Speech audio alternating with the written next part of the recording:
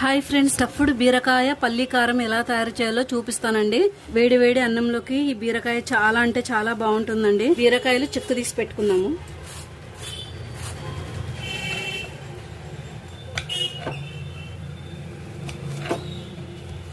ఇలా కట్ చేసుకున్నాక మధ్యలో ఇలా చీలిక పెట్టుకోవాలి.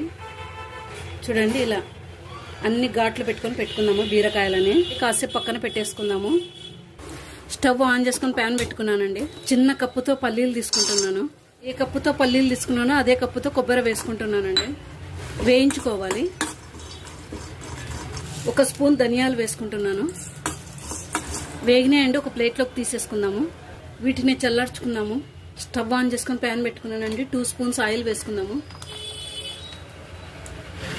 ఒకటి పెద్దది ఉల్లిపాయ కట్ చేసి పెట్టుకున్నాను, వేసుకుంటున్నాను. 5 వెల్లుల్లి రెబ్బలు వేసుకుంటున్నాను. వేయించుకోవాలి. ఉల్లిపాయలు మగ్గినాయండి, స్టవ్ ఆఫ్ చేసుకుందాము. ఒక మిక్సీ జార్ తీసుకొని ఈ పల్లీలు, ధనియాలు, కొబ్బరి వీటిని వేసేసుకుందాము. అలాగే ఉల్లిపాయలు కూడా వేసేసుకుందామండి. 1 స్పూన్ కారం, రుచికి సరిపడా సాల్ట్, కొంచెం పసుపు మెత్తగా వేసుకోవాలండి. మిక్సీకి కొంచెం వాటర్ వేసుకోవాలి.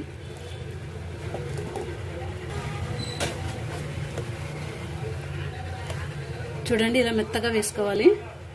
ఈ మసాలాని ఇప్పుడు బీరకాయలో పెట్టేసుకుందాము.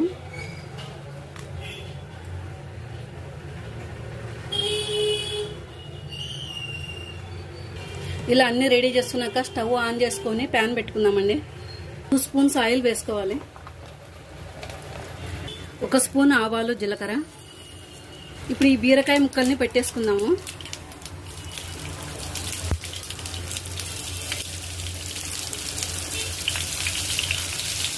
మూత పెట్టుకుని 10 నిమిషాలు మగ్గించుకోవాలి.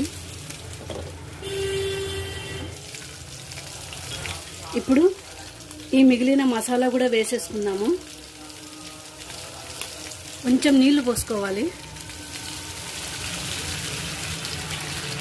10 నిమిషాలు మూత పెట్టుకొని మగ్గించుకుందాము. 10 నిమిషాలు అయిందండి. కొంచెం కొత్తిమీర వేసుకుందాము. ఇంతేనండి, స్టఫ్డ్ బీరకాయ పల్లి కారం రెడీ అయిందండి. ఈ వీడియో మీకు నచ్చినట్లయితే నా ఛానల్ని సబ్స్క్రైబ్ చేయండి, లైక్ చేయండి, షేర్ చేయండి.